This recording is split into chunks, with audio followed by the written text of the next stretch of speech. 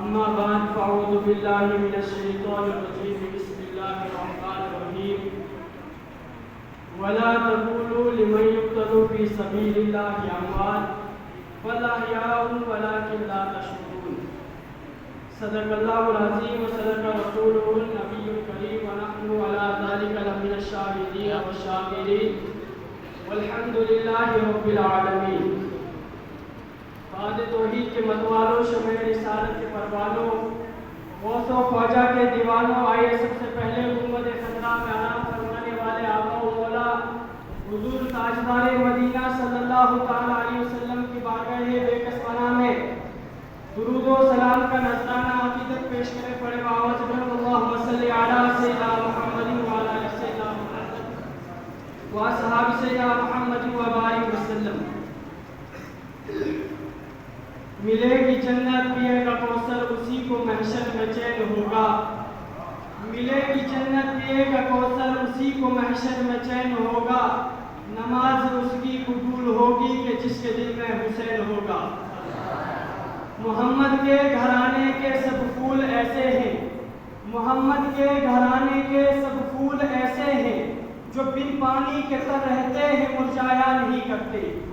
حضرات محترم، میں نے جس آیت مقدسہ کی تلاوت کا شرف حاصل کیا ہے، اللہ رب العزت قرآن کریم کے اندر ارشاد فرماتا ہے وَلَا تَقُولُوا لِمَن يُقْتَلُ فِي سَبِيلِ اللَّهِ أَمْوَاتٌ بَلْ أَحْيَاءٌ وَلَٰكِن لَّا تَشْعُرُونَ. بل آیا ولیکن لا تشعرون، جو لوگ اللہ کی راہ میں قتل کیے جائیں انہیں مردہ نہ کہو بلکہ وہ زندہ ہے. اے لوگوں، تمہیں ان کی زندگی کا شعور نہیں. حضرات محترم، پتہ چلا، معلوم ہو گیا. اس کا مطلب یہ ہے کہ اللہ رب العزت قرآن کے اندر ارشاد فرما رہا ہے اے لوگوں سن لو، جو میری راہ میں قربان ہو گئے، جو میری راہ میں شہید ہو گئے انہیں مردہ نہ کہو بلکہ وہ زندہ ہیں، اور بلکہ وہ زندہ ہیں. حضرات محترم، مردہ وہ ہوتا ہے جو نہ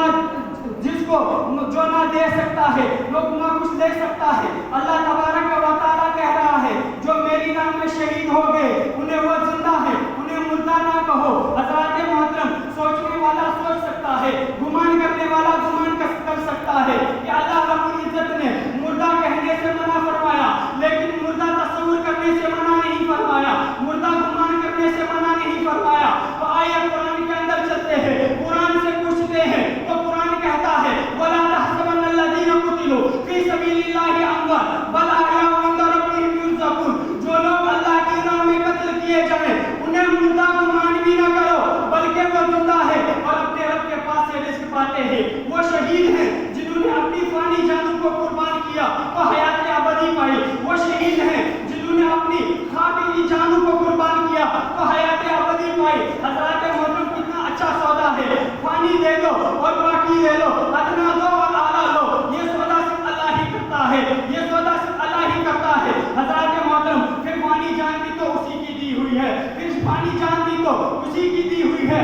اپنی فانی جان کو لے کر اس پر بہت شاندار بدلہ لیتا ہے. حضرات محترم، ماہ محرم الحرام کا مہینہ ہے جس کی 10ویں تاریخ کو ایسی شہادت ہوئی ہے جس کی مثال آج تک کوئی نہیں دے سکا.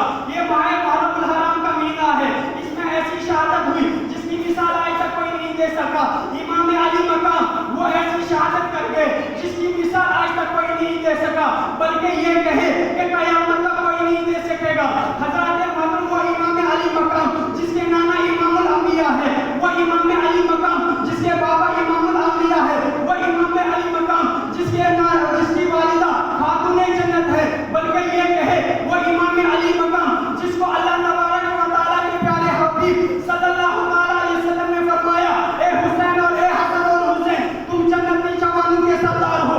وہ امام علی مقام جس نے ایسا سجدہ کیا کہ جو آج قیامت کی شروع تک کوئی انسان نہیں کر سکتا ہے. حضرات محترم، وہ امام علی مقام جس کا 70 کا قافلہ تھا وہ اسلام کی حفاظت کے لیے کھڑا تھا، اور دوسری طرف 22,000 کا قافلہ تھا جو اسلام اور سنت کو تباہ کرنے کے لیے کھڑا تھا. حضرات محترم، امام علی مقام کے بچپنے سے ہی اس کی شہادت کا چرچا عام ہو گیا. حضرت ام ہانی رضی اللہ تعالی عنہا فرماتی ہے ایک روز نبی کریم صلی اللہ علیہ وسلم میرے گھر تشریف لائے اور امام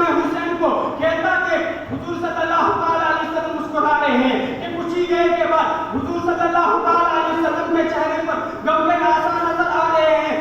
حضرت ام ہانی فرماتی ہے یا رسول اللہ صلی اللہ تعالی علیہ وسلم آپ ابھی امام حسین کو دیکھ کر مسکرا رہے تھے, تو کیا بات ہو گئی کہ آپ کے چہرے انور پر اور غم کے آثار نظر آ رہے ہیں؟ تو حضور صلی اللہ تعالی علیہ وسلم نے فرمایا اے ام ہانی سنو, ابھی حضرت جبریل آئے تھے, انہوں نے عرض کیا یا رسول اللہ صلی اللہ تعالی علیہ وسلم آپ ابھی جس امام حسین کو دیکھ کر مسکرا رہے ہو,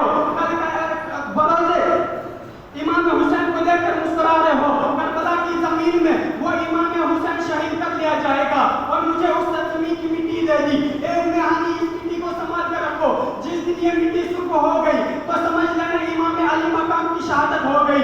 حضرت معصوم آخری وقت آیا جب مدینہ سے مکہ مکرمہ کی طرف روانگی ہونے کے وقت آیا تو امام علی مقام روضہ رسول صلی اللہ تعالی علیہ وسلم پر حاضر ہوتے ہیں اور عرض کرتے ہیں یا رسول اللہ صلی اللہ تعالی علیہ وسلم میں وہی حسین ہوں جس کو آپ پشت انور پر دکھایا کرتے تھے. یا رسول اللہ صلی اللہ تعالی علیہ وسلم میں وہی حسین ہوں جس کے منہ میں آپ نے اپنا لعاب ڈالا تھا. یا رسول اللہ صلی اللہ تعالی علیہ وسلم میں وہی حسین ہوں جس کے لیے آپ نے سجدہ لمبا کیا تھا. یا رسول اللہ صلی اللہ تعالی علیہ وسلم میں وہی حسین ہوں, میں وہی حسین ہوں جس کے لیے آپ کہتے تھے کہ حسین سے جنت کی خوشبو آ رہی ہے.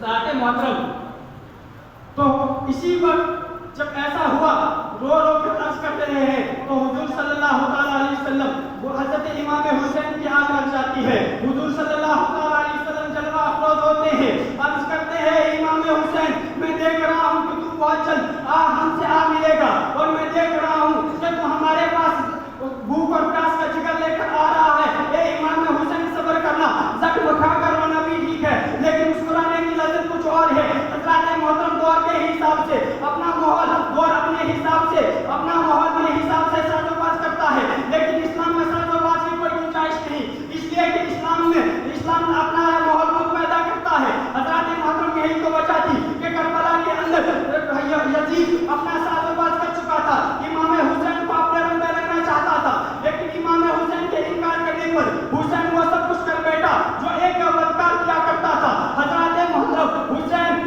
اور کربلا کا معرکہ بھی عجیب و غریب تھا, کربلا کا وہ منظر بھی عجیب و غریب تھا کہ ایک طرف عجیب و غریب تھا. حقیقت تو یہ تھی کہ جنگ حسین اور یزید کے نہیں بلکہ جنگ حق اور باطل کی تھی. حقیقت تو یہ تھی کہ مقابلہ امام اور حسین کا نہیں, امام حسین اور یزید کا نہیں بلکہ مقابلہ باطل اور حق کا تھا. حقیقت تو یہ تھی کہ مقابلہ امام حسین اور یزید کا نہیں بلکہ مقابلہ صحیح اور غلط کا تھا. حقیقت تو یہ تھی کہ مقابلہ امام حسین اور یزید کا نہیں بلکہ مقابلہ صحیح اور غلط کا تھا. حقیقت تو یہ تھی کہ مقابلہ امام حسین اور یزید کا نہیں بلکہ مقابلہ